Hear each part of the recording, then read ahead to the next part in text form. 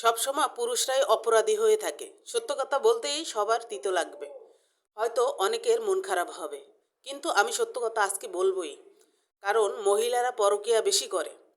বাচ্চা কাচ্চা আছে এ জেনেও এক পুরুষের ঘাড়ে ঝুলে পড়ে। একটা মহিলা কিভাবে জেনে শুনে আর একটা মহিলার সংসার ভাঙতে পারে?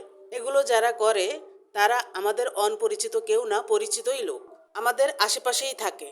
কিন্তু আমাদের স্বামীরা বোকা হয়ে যায়। যখনই তাদের পাতা পা দেয় তখনই পুরুষদের সব অপরাধ মাথায় এসে পড়ে।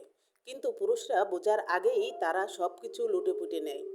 আইন শুধু পুরুষদের জন্য হবে কেন? মহিলাদের জন্য আইন হওয়া উচিত। যারা পরকীয়া লিপ্ত হচ্ছে, সংসার ছেড়ে, ছেলে মেয়ে ছেড়ে তাদের জীবন ধ্বংস করে তারা অন্যের ফাঁদে পা দিচ্ছে। আমার মতামতে মহিলারাই সব থেকে বেশি খারাপ। খারাপ যদি নাই হবে তাহলে জেনে শুনে অন্যের স্বামীর দিকে কেন নজর দিবে? তার বাচ্চা কাচ্চার দিকে কেন খেয়াল রাখবে না? স্বামী সংসারের দিকে কেন খেয়াল রাখবে না? সেই ৭১ সাল থেকে দেখে আসতেই পুরুষদের জন্য শুধু আইন তৈরি হয়েছে এই পরকীয়ার জন্য। মহিলাদের জন্য কোনো আইন তৈরি হয়নি।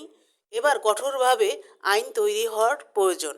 আমরা শুধু শুনে এসেছি মহিলারাই নির্যাতিত হয়, কিন্তু আমরা এখন দেখি ঘরে ঘরে পুরুষরা নির্যাতিত হয়। শুধু মহিলাদের গায়ে হাত তোলে না পুরুষরা, মহিলারাও পুরুষদের গায়ে হাত তোলে, এটা আমার চোখে দেখা।